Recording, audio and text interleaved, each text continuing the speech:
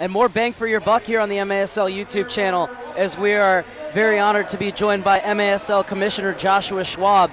First of all, what do you think of this game so far? 5-2 San Diego over Ontario at halftime. Clearly we know it's playoffs. The intensity is turned up even further than it was in the last few weeks of the season. Ontario clearly making that run, winning 3 on the road and a given weekend to make it. They're primed, ready to go, and you saw at the end of that first half, just the physicality cranked up a notch. It's fun to watch.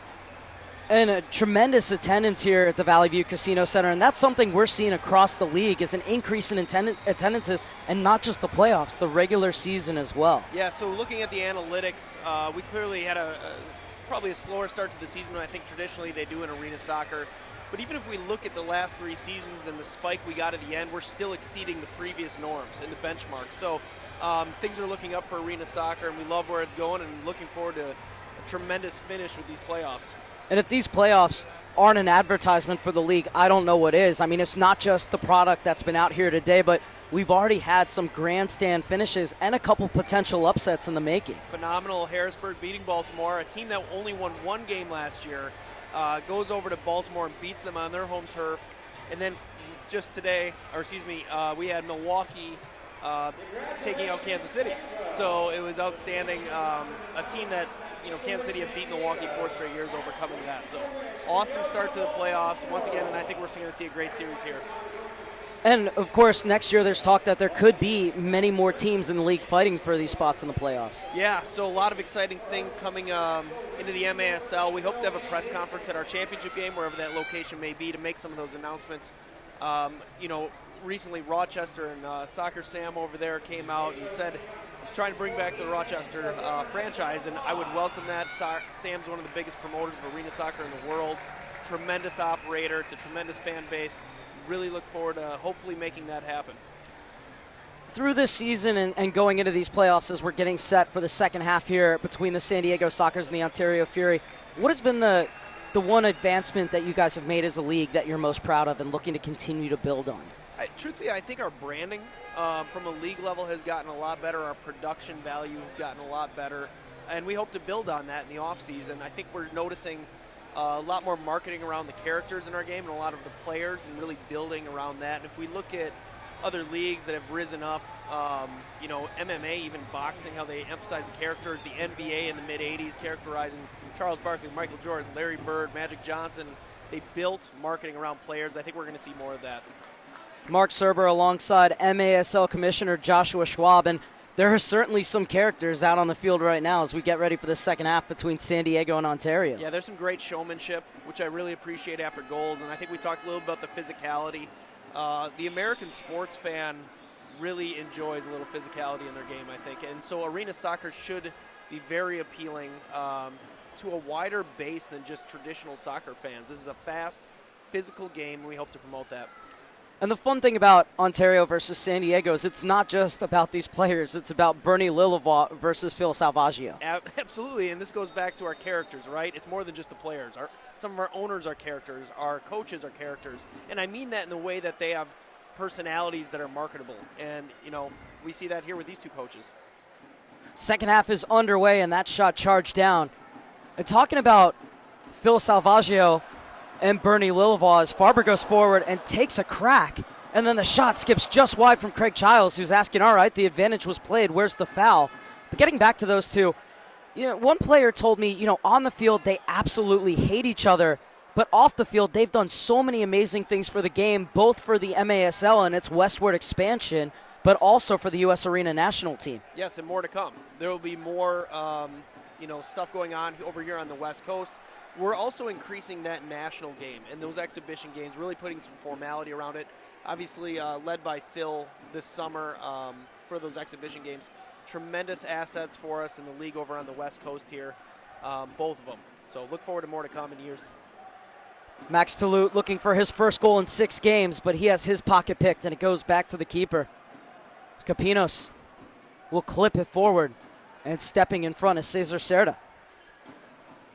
Escoto, one of those young up-and-coming players that's going to make a real impact on this game, because he's not your archetypical indoor arena soccer player who's big and strong. He's so creative. isn't it interesting if you look at these two teams, the different physical, types of players, and if you look at the East Coast and the West Coast, how those teams are built differently, it's really intriguing just the different styles of play within this league. Max Toulouse uses his strength and his power to win that ball, but he has it taken off of his foot, and Capinos will send it forward. And it really, talking about the MASL further, MASL 2 is going to create, more players that have a longer runway transitioning in the indoor game. So when they come up to MASL 1 or, our obviously top league, there isn't that transition from outdoor to indoor. They'll know how to play the walls. They'll know, the positioning and the moving, and so we look forward to that too. Ontario seeing a lot of possession here in the start of the second half. There's no foul called. Soccer's looking to get out of their own end. Played forward for Childs. Leaves it off for Reza. Into the middle for Serda. I'm going to ask you to take off your commissioner's cap and put on your coaching hat. What does Bernie Lillivois' side need to do to get back in this game? No comment on that. I'm the commissioner of the league. I never take that off. Fair enough. Zelvacaro will get it back to his keeper. And Toth will come forward. Played across, and Claire had an assist earlier on a play exactly like that. Almost got on the end of the rebound looking to turn goal scorer, but it was cleared away. Has there been any talk about possible rule changes for next season? Yeah, we're always in talks for rule changes, to be honest. I've got a running list, both on the field and off the field, really to increase the quality of the league and the minimum standards of the league. So, and truthfully, those suggestions for rule changes come from coaches, players, owners, all of the above, to make our product better. Farber at the back post, just unable to prod it beyond Capinos.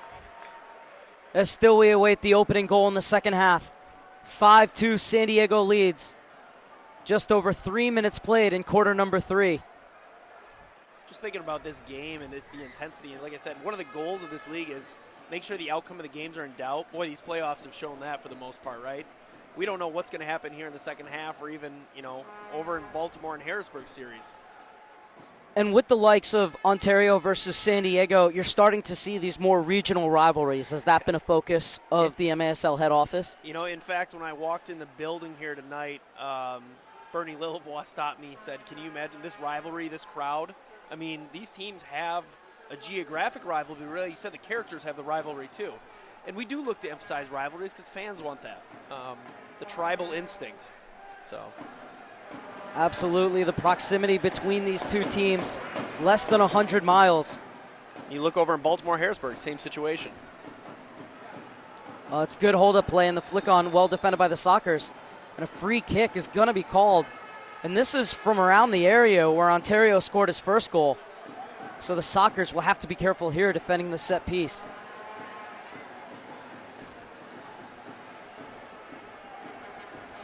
Talk about that too over there. Carl Delmont, Harrisburg, what a story.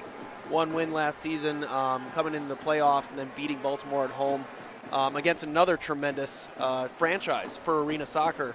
Ed Hale, Kevin Healy over there, tremendous, just outstanding group. And it's great to see that rivalry growing with Harrisburg on the rise. A direct effort from goal. San Diego able to escape, and now they'll look to establish possession through Brendan Escoto. Joshua Schwab, thank you so much for joining us. Always a pleasure to have you here in San Diego, and enjoy the rest of these playoffs. Appreciate it. Thank you. 5-2, San Diego leads Ontario in Game 1 of the Pacific Division Finals. Serda gets it off in the corner, and Tovar tried to play it across. Had a tremendous first half, Eric Tovar, with 2 goals and an assist. So we'd like to thank MASL Commissioner Joshua Schwab for joining us. Claire hammers it just over. Childs back over onto the foot of Claire.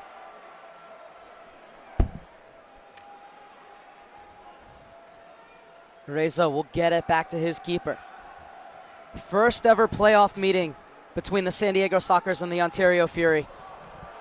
14th meeting overall. Toulouse trying to muscle off his defender, gets it through. Little touch out for Claire, and Toulouse got in the way. Bought down on the chest by Serda. Wasn't far off with the effort. Claire blasted high and wide. Good efforts from the San Diego Sockers. Just need to get those shots on frame, but they continue to pepper Joey Capinos and the Ontario Fury goal.